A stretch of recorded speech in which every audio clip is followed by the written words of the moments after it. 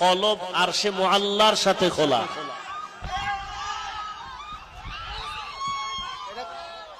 মোবাইলে কথা বলতে বলতে যেমন ব্যাটারির চার্জ চলে যায়, আবার চার্জ দেওয়া লাগে। উজানির জায়গা, চরমনাইয়ের ময়দান, ওই নানুপুরের ময়দান, এগুলো সব আমল ইমানের ব্যাটারি চার্জ দেওয়ার জায়গা।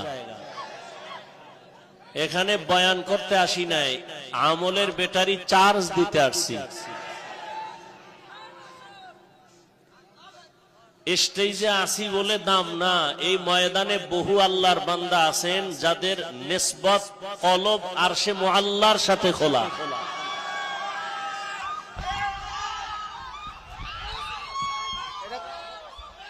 ওরে আমার সাথে সম্পর্কের জন্য তুজানির ময়দানে আশিকদের এক মেলা।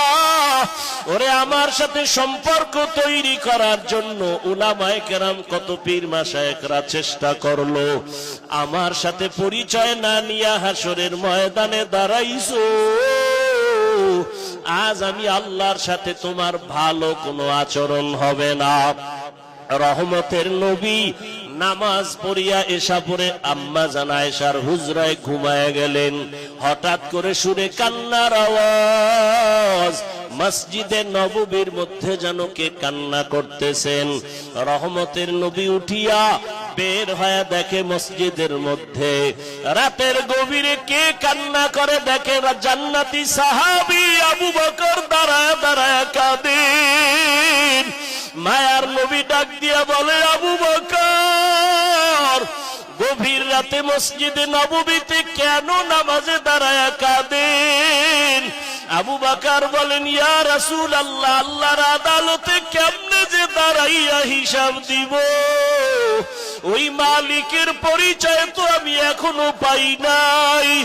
আমার মালিকের পরিচয় না নিয়ে যদি হাসরের ময়দানে দাঁড়াই, ওই হাসরের ময়দানে জাহান্নামের আগুনের গরম, অন্যদিকে সূর্যের গরম সহ্য করা সম্ভব হবে না। আল্লাহ তাআলা রাগান্বিত আওয়াজ দিয়া বলবেন, লিমানিল মুলকুল ইয়াউম লিল্লাহিল ওয়াহিদিল কাহ্হার। আল্লাহ বলবেন, আজ দিনের রাজত্ব কার? ও রাজা বাদশারা, ও অহংকারীরা, আলেম ওলামারা পায়ে ধরে ধরে বুঝায় নামাজ পড়ো, পর্দা করো, হালাল খাও। অহংকারী ভাব নিয়ে বলো নামাজ পড়ার দরকার নাই, রোজা রাখো না, পর্দা করো না। ওরে আম্মা জান আয়েশা জিজ্ঞাসা করেন, ইয়া রাসূলুল্লাহ, আমার ঘরে বসে আপনি কান্না করেন কেন? কোনো বেয়াদবি হলো নাকি? আম্মা জান আয়েশার জবাবে নবী বলেন, ও আয়েশা, আমি মাঝে মাঝে বেশি কান্না করি দুইটা কথা যখন আমার মনে হয়। এক নম্বরে, ও আয়েশা, আমার জীবন ছিল একটা দুঃখের সময়ের জীবন। তুমি তখন দুনিয়ায় ছিলে না রে আয়েশা। এমন একটা সময় ছিল দুনিয়াতে আসি আমি বাবা বলে ডাক দিতে পারি নাই। 6 বছরে আমি মা হারাইয়া বড় ইয়তীম। তায়েফের ময়দানে আমাকে পাথর মেরে রক্ত ঝরায়। ওরে আমার তখন ডানেও কেউ নাই, আমার আপনজনেরা দুশমন পথে কাটা দেয়। আমাকে মারার জন্য কত ষড়যন্ত্র করলো। ওই সময় আমার কেউ নাই। ওই সময় আমার একজন আপন সঙ্গিনী ছিল খাদিজা, আরবের বড় ধনী, সব সম্পদ আমাকে দান করে দিয়েছিল। আমি দিনের দাওয়াত দিয়া যত রাতেই ঘরে আসতাম, খাদিজা দরজা খুলি অপেক্ষা করত, একটা সেকেন্ডের জন্য ঘুমায় না।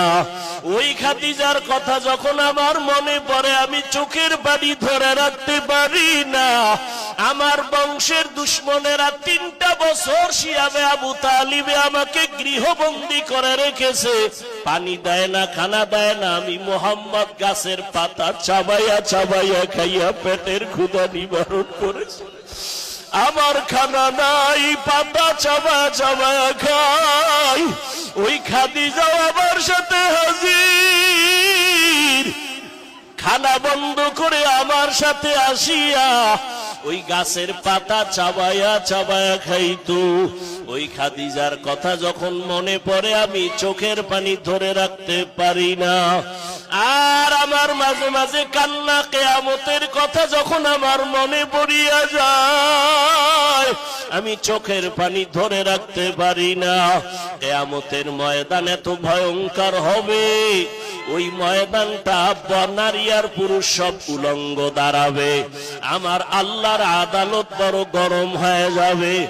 জাহান্নামের আগুনের আওয়াজ, জাহান্নাম চিল্লাইবে আর বলবে আল্লাহ নাফরমান গুলো কই, বেনামাজি গুনাহগার গুলো আমার পেটে দাও। ওরে সূর্যের গরমে জমিনটা তামা হয়ে যাবে, ওই সময় আমার উম্মতের কি উপায় হবে? সমস্ত নবীরা কাঁদবেন, তাদের নিজের জন্য উম্মতের কথা ভুলিয়া যাবেন। উম্মতেরা পাগলের মতো ঘুরতে ঘুরতে এক পর্যায়ে আমি মুহাম্মদের তালাশ করবে। আম্মা জান আয়েশা রাদিয়াল্লাহু আনহা বলেন, নবী আপনাকে কোথায় পাওয়া যাবে?